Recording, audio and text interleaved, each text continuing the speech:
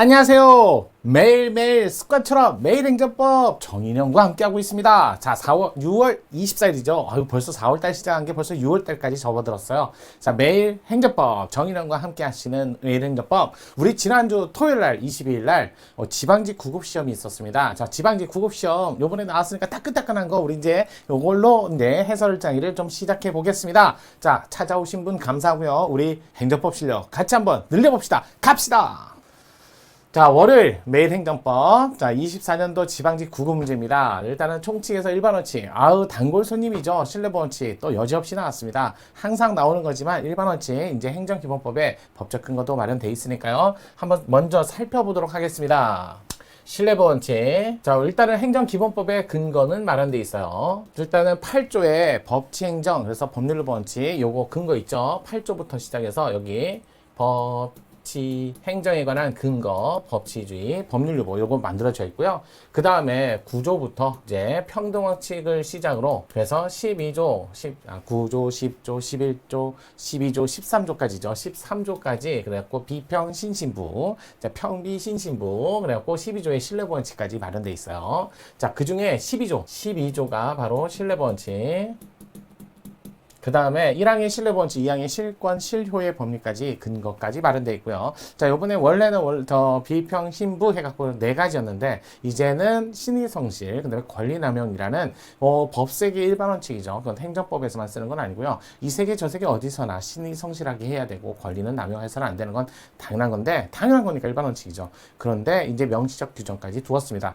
그 중에 이제 신뢰보 원칙인데요. 일단은 12조 1항, 자, 행정기본법이에요. 행위법. 행정기본법 12조 1항인데 신뢰보 원칙 요건이 있죠. 일단은 요건 자 비평 요건 선신처인반비 선신처인반비 제3자.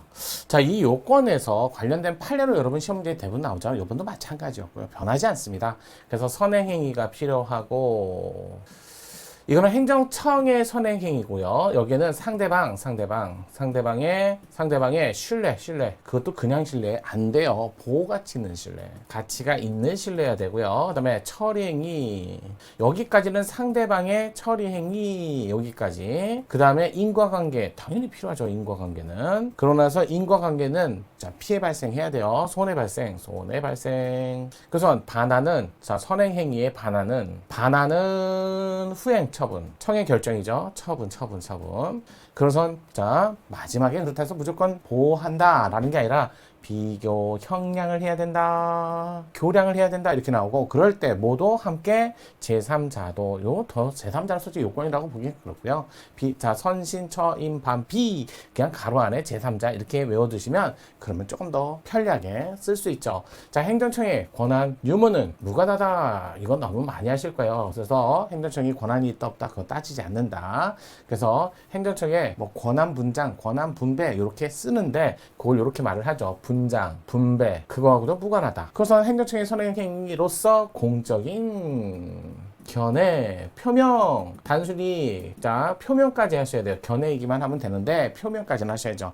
행정규칙도 됩니다. 다만 행정규칙에 따른 적법한 선례든 위법한 선례든 선례가 있어야 되는데 이럴 때 상대방이 그걸 적법한 선례인지 위법한 선례인지 이걸 따질 수 없으니까 신뢰보호에는 위법한 국가작용에 정당한 보호가치는 신뢰가 생기면 신뢰보호 대상이 되지만 다만 이제 행정청이 행정청에게 평등원칙을 주장할 때는 그럴 때는 적법한 선례만 되는 거. 요게 좀 차이점이 있다. 그래서 공적인 견해 표명까지. 이럴 때 견해 표명이 공적이어야 되니까 단순한 내부적, 사전적, 예비적 이거 안 돼요. 그다음에 추상적 안 돼요. 그래서 추상적 이것만 갖고는 안 된다는 거죠. 적어도 정식적 민원 질의 절차가 마련돼 있다면 그 민원 질의 절차를 이용하지 않고 민원 상담 이것만 갖고 공적인 견해 표명이 될 수 없다. 아주면 판례.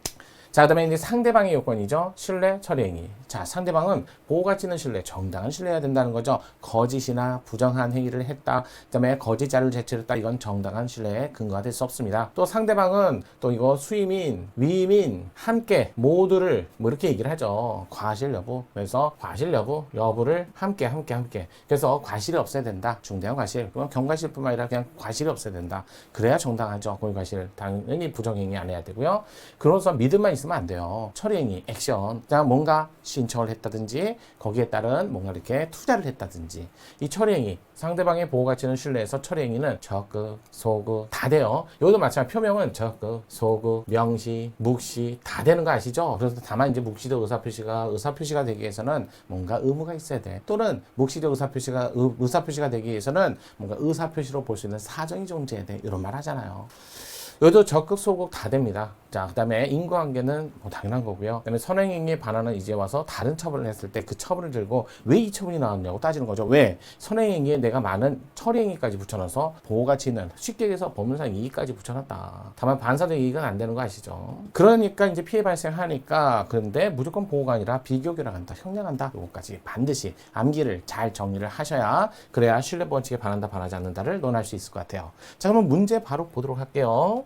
행정청의 공적 견해 표명 이렇게 나왔는데요. 자, 일단 공적 견해 표명 후에 그 견해 표명이 당시의 사정 변경, 이게 뭐요? 사정 변경. 자, 확약도 마찬가지지만 확약도 공적인 견해 표명에 포함돼요. 다만 이제 법을 위반한 확약이라든지 또는 사정 변경 이후에는 사정 변경이 생기면 별도의 의사 표시 없이 당해 사정 변경, 그러니까 확약은 사라지듯이 공적 견해 표명도 사정 변경이 생기면 별도의 의사 표시 없이 그 공적인 견해 표명은 소멸하는 거예요. 그러면 저 법안 신뢰라는 게 형성이 될 수 없죠. 견해 표명이 없으니까요. 행정청의 공적 견해 표명에 반하는 처벌을 하는 경우에는 특별한 사정이 없는 한 신뢰법원칙에 위반될 일이 없죠. 공적 견해 표명이 없었으니까요. 실효됐으니까요.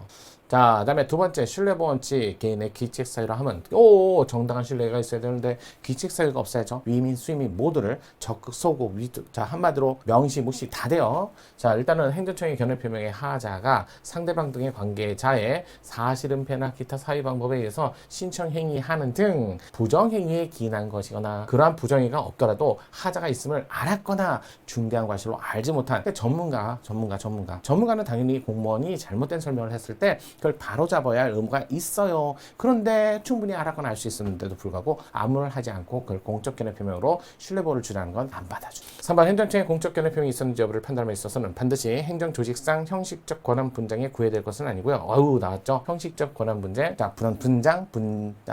그다음에 한마디로 권한 유무는 중요한 요건이 아니죠. 자, 담당자의 조직상 지위, 임무, 당의 언동을 하게 된 구체적 경위, 그에 대한 상대방의 신뢰 가능성에 비추어 실질에 의해서 판단할 것이다. 맞습니다. 옳은 지문입니다. 그래서 일반적으로 옳지 않은 거 너무나 간단해가지고 정답은 1번이었어요. 그러니까 그다음에 나머지 지문도 맞아볼게요. 자, 행정청의 권한 행사 기회가 있음에도 불구하고 장기간 권한을 행사하지 아니하여 국민이 그 권한 행사되지 아니할 것으로 믿을 만한 정당한 사유가 있는 경우 그 권한 행사를 해서는 안 된다. 공익 또는 제3자 현저한 이익을 해할 우려가 있는 경우는 예외다. 12조 2항의 실권, 실효에 관한 내용을 그대로 조문화시킨 거죠. 그래서 행정기본법 조문을 위주로 해갖고 행정법의 1번 원칙, 신뢰원칙 5번 자, 지방지 시험 문제에서 대문짝에 첫 번째 문제로 팍 냈네요. 자, 가볍게 검토를 통해서 1번이 정답이었다는 걸 알 수 있었습니다. 자, 그러면 내일도 오실 거죠? 내일도 쭉